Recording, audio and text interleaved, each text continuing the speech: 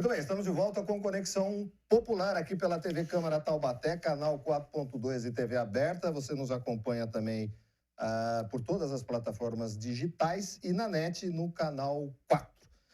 Neste bloco nós vamos falar um pouco sobre as eleições municipais que acontecem em todo o país neste ano de 2024. E nós trouxemos o técnico judiciário da 407ª Zona Eleitoral de Taubaté, o Gerson França. Prazer recebê-lo aqui, Gerson. Prazer é meu, Miguel. Gerson, qual é a grande mudança que teve? Porque eleições no Brasil são de 2 em 2 anos. E cada uma com a sua característica, né? Teve muita alteração, por exemplo, da de 2022 para essa, no que diz respeito à propaganda, à publicidade, à divulgação de campanha na eleição? Não houve. A novidade, assim, que caracterizou as eleições de 2022 foram decisões tomadas no Tribunal Superior Eleitoral, sob a presidência do ministro Alexandre de Moraes, no que diz respeito ao enfrentamento daquilo que poderia ser chamado de propaganda, de uma certa forma, que consistiu num ataque violento à credibilidade da própria Justiça Eleitoral. A Justiça Eleitoral, por um grupo político, foi chamada para dentro do fogo cerrado e se colocaram muitas dúvidas a respeito da urna eletrônica, dela não ser segura, dela ser fraudulenta, dela ser uma arma falsa para ludibriar o eleitor, né? Então, isso foi intenso. Aliás, isso começa um pouquinho já em 2018, mas se intensifica muito no período pré-eleitoral das eleições de 2022. Então, isso fez com que o Tribunal Superior Eleitoral tomasse uma série de medidas e impusesse aos juízes eleitorais de primeira instância, que são os juízes que presidem os feitos nos municípios, que observassem essas decisões. Eles estão obrigados a seguir as determinações jurisprudenciais que foram tomadas pelo Tribunal Superior Eleitoral. E o que foi preparado para essa transparência não ser mais discutida, não ser mais duvidosa? Não foi preparado nada especificamente porque ela nunca foi duvidosa. Ela sempre teve ao acesso de todo mundo, né? As urnas eletrônicas, elas começam a ser testadas em cerimônias públicas quase um ano antes da eleição.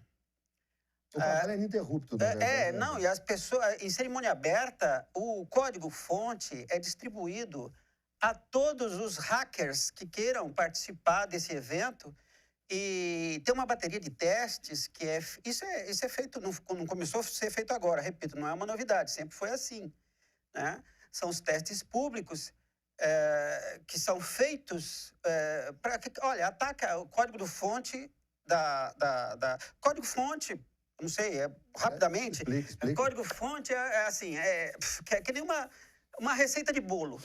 É um roteiro de como a urna vai funcionar, né? Quando eu for pedir tal coisa para a urna, quando eu for inserir tal aplicativo, quando o eleitor for votar, quando for totalizar, só que em linguagem de computador, né? É como se fosse uma receita, um roteiro. O código-fonte é isso. Se falou muito que era inacessível. Não é, isso é uma grande bobagem. Ele fica acessível para que as pessoas, em cerimônias públicas, no Tribunal Superior Eleitoral, tentem fazer... Todas as entidades são representativas da sociedade, são convidadas a participar, os partidos políticos, o Ministério Público, a OAB, todos os setores de tecnologia da informação de entidades importantes, como Polícia Federal, Forças Armadas, etc., escolas de tecnologia informática, que são convidadas, e lá vão aquelas pessoas bastante avançadas, com conhecimento bastante avançado em computação, tentar romper. São mais de 20 barreiras de segurança que a urna eletrônica tem, né? Às vezes passa uma barreira.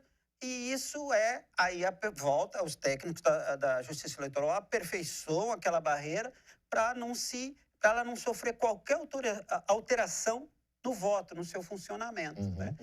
Então, não é que a Justiça Eleitoral, a partir de 2022, ela adotou essas medidas já vinham sendo feitas. Simplesmente, as pessoas não têm conhecimento disso, né? E hoje, com o fenômeno das redes sociais, se fala qualquer coisa e aí vai, o WhatsApp passa para lá, passa para cá. Isso, de uma certa forma, foi fomentado, esse ataque à segurança das urnas eletrônicas foi fomentada por grupos políticos importantes, com voz, né? Com influentes. Influenciador é outra coisa, até perigoso falar, né? Influentes na sociedade, enfim, e isso se disseminou e foi uma guerra muito grande, né? Então, há decisões duras quanto a isso, quanto ao ataque à integridade do processo eleitoral, que terão que ser repetidas caso a situação se apresente aqui nos municípios agora, nas decisões, é a primeira eleição municipal que acontece depois disso, né? Então, a gente vai ver como que as coisas estão corretas. Eu tenho a impressão que isso esfriou um pouco, isso deu uma arrefecida, né? Foi pontual, até porque na eleição de 2022 foi uma eleição bem acirrada e cada um usava aquilo que lhe convinha no momento. Falamos da operacionalização. Agora, eu queria saber da parte da divulgação e da propaganda, por exemplo. Muito se discute também, Gerson, a questão da regulamentação da rede social, da internet, enfim, e ainda não se chegou a um consenso. Quais são as regras esse ano, por exemplo, para a utilização da internet na divulgação e nas campanhas? Então, as regras são complexas, né? Não são complexas, são muitas regras, né? A internet é complexa. Né? A resolução do Tribunal Superior Eleitoral, número 23.610, que tem mais de 120 artigos, regulamenta toda a propaganda eleitoral, toda. E, inclusive, a da internet, a que se dá na internet, né? Ela se baseia na Lei 9.504, que é uma lei federal, que é a Lei das Eleições. É de 1997, mas ela sofre atuações quase de 2 em 2 anos, 3 em 3 anos. O Congresso Nacional assim o faz. E o Tribunal Superior Eleitoral implementa as resoluções, as normas, ou seja, edita as normas para a implementação daqueles preceitos que estão nas leis, né? A internet as regras da internet, especificamente, elas não mudaram, elas têm pouca alteração, né? Vamos pensar de uma forma bem simples, para não complicar muito. O que eu não posso fazer no mundo real, eu não posso fazer no mundo virtual. Então, ataque à honra, né? Calúnia, difamação, injúria, divulgação daquilo que se sabe que é inverídico, né? Como fato real, essas coisas não podem, elas estão proibidas em qualquer propaganda, veículo de propaganda e bem assim na internet também. Nós falávamos aqui, em cima disso é onde eu queria chegar. A fiscalização por parte disso, porque existe uma linha tênue nisso, né? Por exemplo, o meme pode ser engraçado, divertido e pode ser agressivo, calunioso. A tal maneira de se vender uma coisa falsa, notícia falsa ou fake news. A quem cabe essa fiscalização? A fiscalização, ela é um campo aberto. A decisão cabe à Justiça Eleitoral. Vamos lembrar que a Justiça Eleitoral... A Justiça precisa ser provocada. Isso, a Justiça Eleitoral é um poder passivo no que diz respeito à sua área jurisdicional. Ela é ativa no que diz respeito à área operacional. Ela tem que pôr em movimento o processo eleitoral. Certo. Então, ela aí toma normas, ela adota, ela implementa a eleição. No que diz respeito ao julgamento das lides, ela tem que ser provocada. A fiscalização, pela minha experiência, a mais efetiva, ela se dá entre os concorrentes. Um fiscaliza o outro o tempo todo. O corpo jurídico das campanhas. Os partidos políticos, assessorados por seus... assessorados juridicamente, né? Eles provocam o tempo todo a Justiça Eleitoral sobre determinado comportamento de um adversário, de um candidato, se aquilo é ou não é, né? É mais do que provocam, eles afirmam que é, né? E aí é um processo. As partes se movimentam, o Ministério Público entra como fiscal da lei. O Ministério Público é um agente importante da fiscalização, né? E o juiz decide. em cima das regras, como eu falei, da resolução 23.610, que está lá dito o que pode e o que não pode. No que diz respeito à população, ela não está privada de fiscalizar. Ela simplesmente, algumas ações, ela não tem legitimidade para fazer, então ela teria que acionar o Ministério Público. Mas mais importante, se você me permite, Miguel, Claro, por favor, a gente está para elucidar tudo. é a população se fiscalizar. Uhum. O que eu quero dizer com isso? Não repasse aquilo a respeito do qual não se tem certeza que está acontecendo. Você disse muito bem, às vezes se produzem memes, alguns podem estar infringindo a legislação, outros não. Quem vai decidir isso é o juiz eleitoral. Não tem como a gente bater um carimbo, isso é o juiz eleitoral diante do fato concreto, diante da situação concreta, né? Então não tem, o juiz nem ele pode antever, até porque eles têm que falar nos autos, né? Então ele não pode antecipar nada.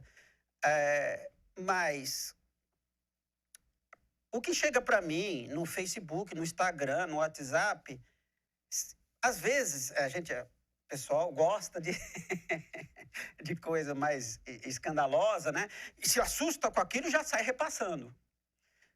Sem comprovar a veracidade disso. Cuidado com isso por duas razões, por dois fatos. Sem comprovar a veracidade. Às vezes é um escândalo, né? Uhum. Às vezes eu vi coisas tenebrosas, assim, e que não eram verdade nas eleições de 2020. Por duas razões. Primeira, eu posso ser responsabilizado por isso se eu passar para frente uma coisa. É esse o ponto que eu queria. Quem repassa também é responsabilizado. Também é responsabilizado. Isso está na lei. Mas mais importante do que isso, mais importante, acho, do que eu tomar uma multa, ter que responder um processo, etc. e tal, eu contribuir com a democracia. Eu contribuo com a democracia como? Com a verdade. Com a verdade. Se eu tenho afinidade com A, eu tenho que combater B no campo das ideias, daquilo que é programático, daquele projeto, ele defende tais ideias. Mas ele defende tais ideias, verdade. Não é que ele defende fechamento das igrejas, banheiro unissex, público, unissex. Não é isso. Eu tenho que falar uma coisa, que realmente aquilo, olha, isso não é bom. É um ponto de vista, mas isso não é bom. Aí tudo bem, a internet permite, como a Constituição consagra, o direito à livre expressão. A crítica, pode ser feita crítica ácida, não ultrapassando o limite. Com o mínimo de embasamento de fidedignidade, né? Se a população agir assim, ela vai contribuir demais para a evolução do nosso país para o processo democrático, vai exigir mais dos candidatos, que eles montem suas plataformas, suas pré-campanhas em cima daquilo que realmente se traduzirá em benefício para a sociedade de uma forma geral. Quem mente mais, quem mente melhor, o publicitário que é mais criativo, isso é complicado. A gente vem se baseando muito nisso ultimamente, né? Quem ataca mais, quem consegue mais escandalizar o perfil do adversário acaba vencendo. Isso é muito ruim para a democracia, né? O problema de tudo é que existe plateia para isso, né? Mas a gente vai falar daqui a pouquinho também como é que você, que está nos assistindo, como é que a população, não os candidatos e não os componentes das campanhas, podem agir em caso de observância de fake news e de mentiras e de maldades, enfim. Do que não é legal para a democracia. O Conexão volta já.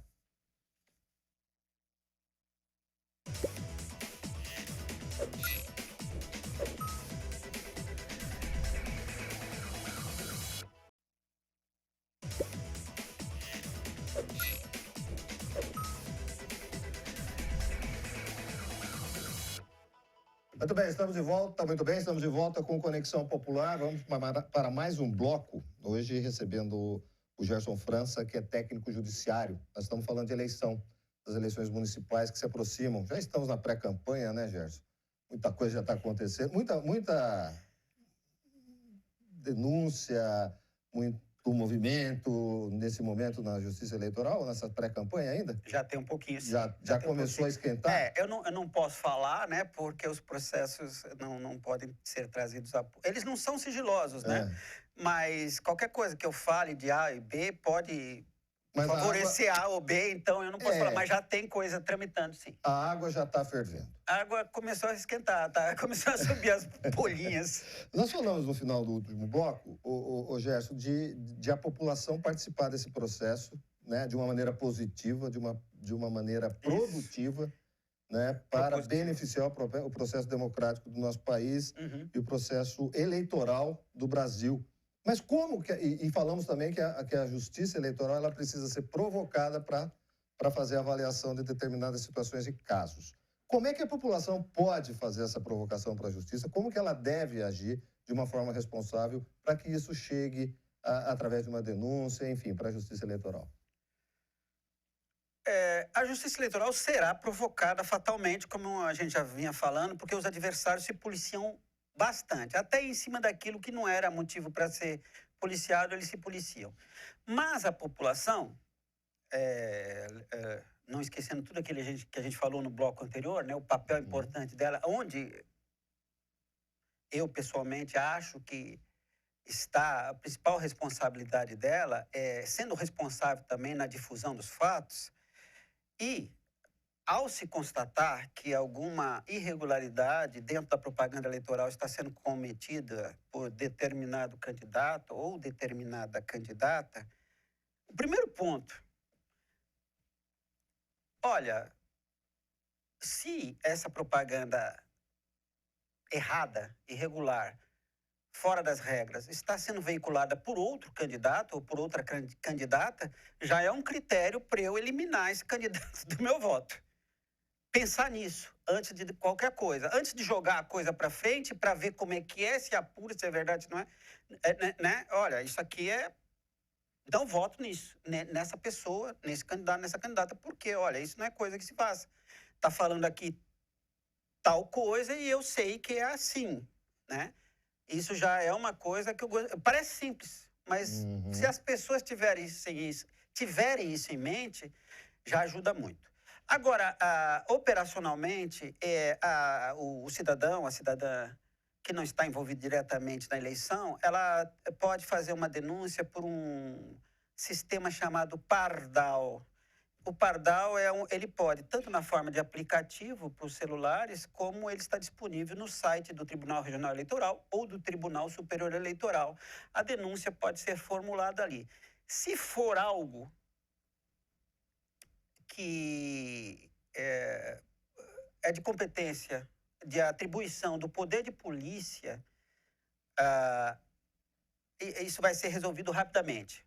Poder de polícia, sim. O que é poder de polícia? O que seria o caso do poder de polícia? Poder de polícia é quando uma irregularidade está flagrantemente acontecendo, então você interrompe aquilo. Tão somente isso. Vou ali e interrompe. Mas isso não é passível de uma punição, de uma pena, de uma condenação? Não. Isso tem que correr num processo judicial, que são as representações. Seria uma interrupção. Exatamente. Se isso acontecer, algo que o Ministério Público toma ciência de todas as denúncias que não são de competência do Poder de Polícia. O Poder de Polícia apareceu... A infração, né? O poder de polícia... tá claro, um outdoor. Que é verdade, para o exemplo mais simples. Um outdoor. Tem um outdoor ali de um candidato pedindo, vote em mim. Isso... No dia da eleição, boca de urna. Boca de urna é um crime eleitoral.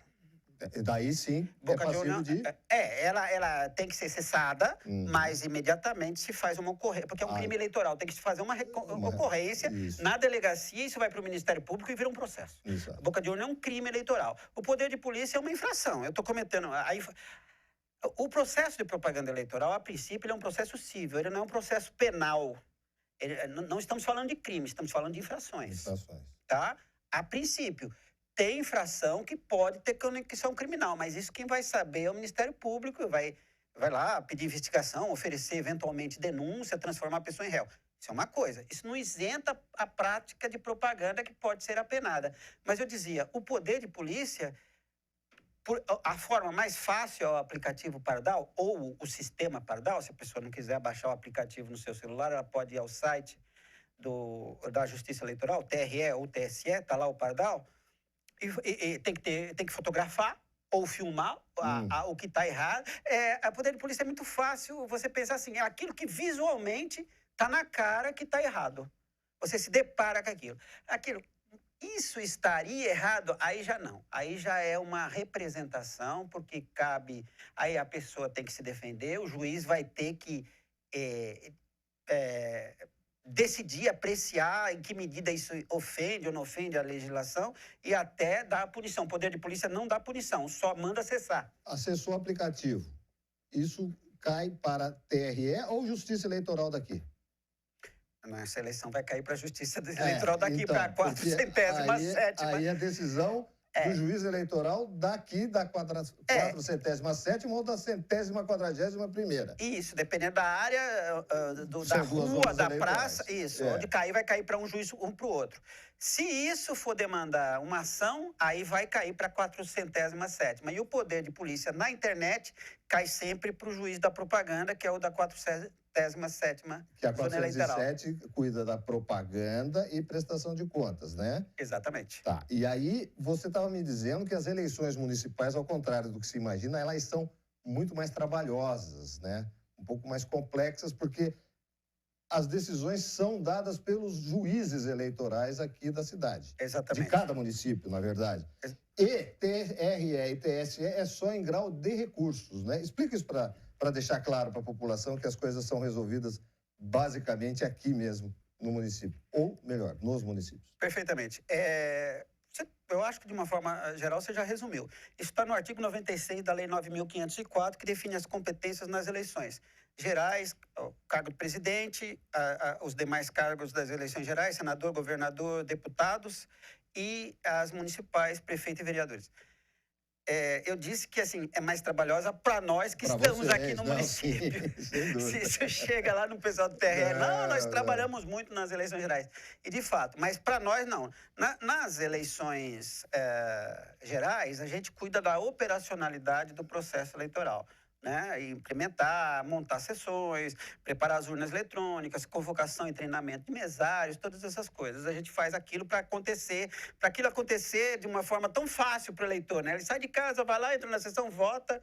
Para aquilo acontecer, houve muito trabalho, muita gente trabalhando. A parte operacional. Nas eleições municipais, além disso, vem para nós a parte processual, a atividade jurisdicional da Justiça Eleitoral. Os juízes eleitorais dos municípios têm que se decidir sobre os processos afetos às eleições, que são vários, né? Propaganda, registro de candidatura, prestação de contas, pesquisas, debates, ilícitos, várias coisas. Isso tem que ser tudo decidido em primeira instância aqui.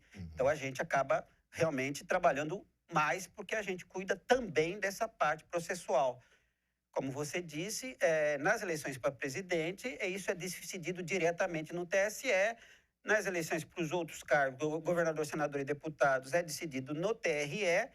E nas eleições para prefeito e vereadores, é decidido pelos juízes do município. Claro, uma demanda, uma decisão judicial aqui no município,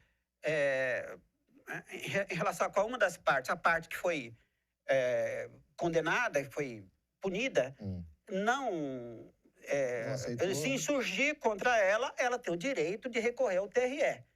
E lá no TRE, ainda as partes têm o direito de recorrer para o TSE. Não é raro uma demanda municipal chegar em Brasília. TSE, a gente chama de recurso especial, né? Primeiro recurso que vai para o TRE é recurso. O recurso que sobe para o TSE é recurso especial. Deixa eu te perguntar uma coisa. Vamos falar um pouco do calendário eleitoral. A partir de 16 de agosto está permitido a propaganda eleitoral? Perdão, Miguel. O Pardal só entra em ação a partir do dia 16 de agosto. Hoje, eu não consigo acessar o Pardal e fazer nenhuma... Até porque não estamos em campanha. Não, a campanha eleitoral começa dia 16 de agosto, perfeitamente. Daí rádio, televisão, é isso mesmo? Não, rádio e televisão começa só dia 30 de agosto. Perfeito. 16 de agosto começa propaganda, nas redes sociais, internet, distribuição de material, internet. Uhum. Começa tudo dia 16 de agosto.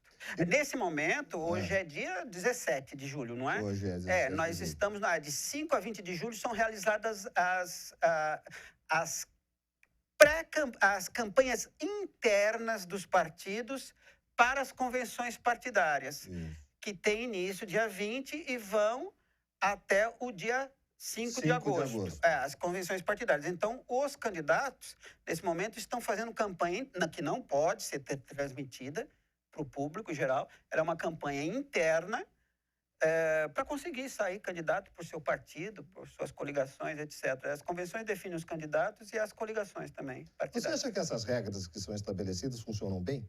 São respeitadas? Por exemplo, vamos respeitar que é pré-campanha, a gente vai se lançar como pré-candidato.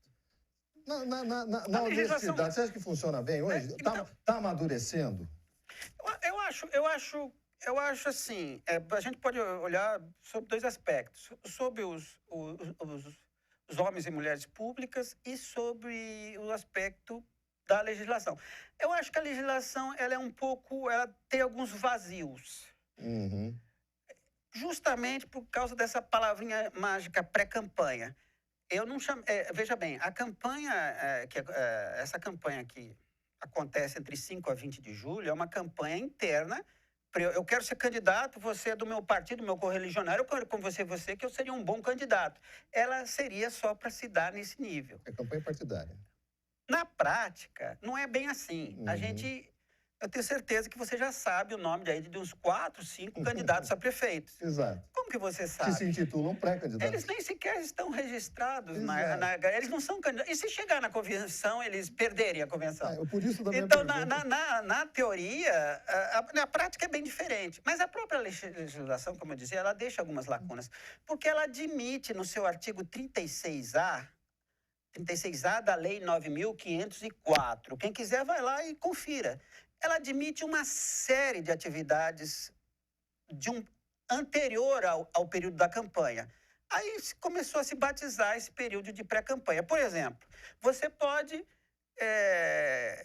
chamar vários candidatos aqui. Sim. A única coisa que vai ser exigida, a legislação vai... Isso, só isso.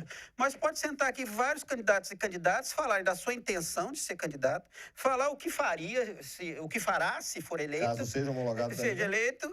Não, se for eleito. Se for eleito em outubro. Pode... Não é ato de propaganda antecipada. Não é considerado propaganda antecipada. Uhum. Pode manifestar a sua intenção de ser candidato. Só não pode falar, olhar para a Câmara e falar, vote em mim. Eu sou o número tal. Se fizer isso, aí tudo bem. Aí vai ser punido. É a chamada propaganda antecipada regular. Isso. Fora isso, então isso é muito confuso. Acaba criando um problema sério para os juízes e para os tribunais analisarem essa linha tênue, né? Uhum. Do que a legislação fala assim. Pode fazer um monte de coisa. Pode fazer evento, pode fazer... Tudo antes de 16 de agosto. Pode fazer... entrevista, pode falar que quer ser candidato, pode falar se eu for candidato eu mudo isso, eu faço aquilo, eu vou fazer aquilo outro. Pode fazer tudo isso. Só não pode, a lei fala assim, desde que não haja pedido explícito de voto. Ou seja, pedido implícito que pode, vai fazer, né? Se vencer, com o número do partido. E não pediu voto. Ô, Gerson, eu queria agradecer demais a sua participação, enriqueceu muito esse debate. E ao longo de 2024, aqui na TV Câmara, você vai acompanhar todo o processo eleitoral, tá? Nós vamos falar mais perto das eleições, inclusive, do que pode, do que não pode, nos dias que antecedem as eleições, né? Que tem muita coisa que não pode, que são feitas também. Camiseta, bandeira, sei o que. Exatamente, boca de urna, levar eleitores, né? A dita carona, enfim, tem muita coisa que malandro é malandro, mané é mané. Gerson, eu queria agradecer, queria que você desse o seu recado, as suas considerações finais, porque a gente iniciasse Esse processo tem ainda um tempo, vai ser em agosto, mas para as pessoas terem um pouco mais de conscientização de que o processo democrático é uma coisa tão importante para a nossa sociedade, né, que levem a sério isso. Ok, Miguel, eu que agradeço em nome da Justiça Eleitoral, a TV Câmara, aqui da Câmara Municipal de Taubaté. Eu queria reforçar esse ponto, né? As pessoas podem sim ajudar no processo eleitoral, mas não perseguindo determinado candidato, né? Prestando atenção no que ela mesma faz com suas redes sociais. Não tem problema eu manifestar apreço por A, por B. Não tem problema eu manifestar, eu externar uma crítica consistente, com bases, com base em comportamento, não ataque a pessoa e não imputar a pessoa denúncias falsas, né? Daquilo que realmente a pessoa não está fazendo.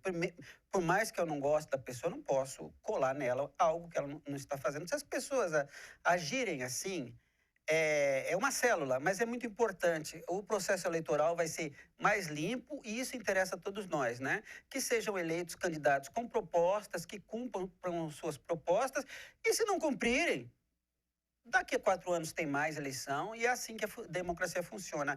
É preciso ter paciência com a propaganda eleitoral, não odiar a propaganda eleitoral, porque é uma forma lícita, legítima do candidato e da candidata se colocar, apresentar o seu projeto. Sem a propaganda eleitoral, as pessoas não ficam sabendo em quem votar. Então vamos ter paciência e vamos compreender a função da propaganda eleitoral, né? É construir a democracia e não destruí-la, atacando as pessoas, os projetos com falsidades e com agressividade, né?